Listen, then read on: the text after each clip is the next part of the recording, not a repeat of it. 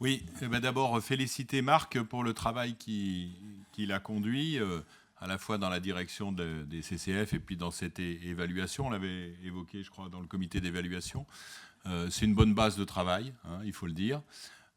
Moi, ce que je constate, c'est que dans les satellites dans lesquels je siège, les notes de l'administration sont extrêmement bien faites. Le problème, c'est que souvent, quand il y a des réunions programmées, il n'y a aucun élu. Donc on n'utilise pas, les élus n'utilisent pas les outils qui sont préparés pour qu'ils remplissent leur rôle. Voilà, donc ça c'est la première chose. La deuxième chose, c'est que nous sommes un petit groupe, on essaie d'être le plus présent possible. Il y a des groupes qui sont beaucoup plus importants que le nôtre, et parfois il s'avère que c'est notre petit groupe qui est contraint de faire le quorum, parce qu'il y a beaucoup d'absents. Voilà, de groupes qui a priori ont les moyens d'envoyer des gens en nombre suffisant dans les organismes pour lesquels ils ont posé candidature. La troisième chose, c'est pas directement lié au satellite, mais vous me permettrez ce petit coup de gueule, Monsieur le Président, puisqu'on a un petit flyer là, qui nous invite à remplir des choses sur le fonctionnement du Conseil métropolitain et notamment sur les commissions. Moi, je vois de plus en plus de commissions où c'est les services qui présentent les notes. Les vice-présidents ne font même pas l'effort de venir présenter leurs notes, et quand ils viennent la présenter, ils présentent leurs notes et ils partent.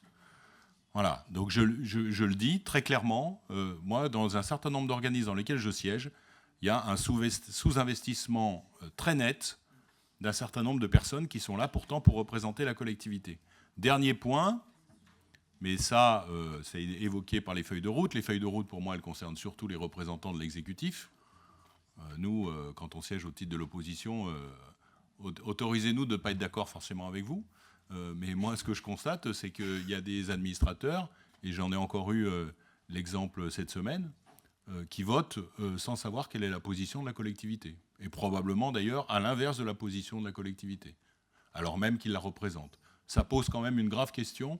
Et pour moi, on aura beau mettre en place tous les outils qu'on veut, si la personne ne fait pas l'effort elle-même de se former et de s'informer et de retourner vers sa collectivité en disant il y a ça, une délibération, quelle est la position de la collectivité, excusez-moi, on pourra mettre tous les outils qu'on voudra en place, ça ne fonctionnera pas mieux. Voilà. Donc encore une fois, merci à Marc pour ce travail. C'est une bonne base de discussion pour améliorer nos fonctionnements, mais ça ne remplacera jamais l'investissement que chacun d'entre nous doit mettre.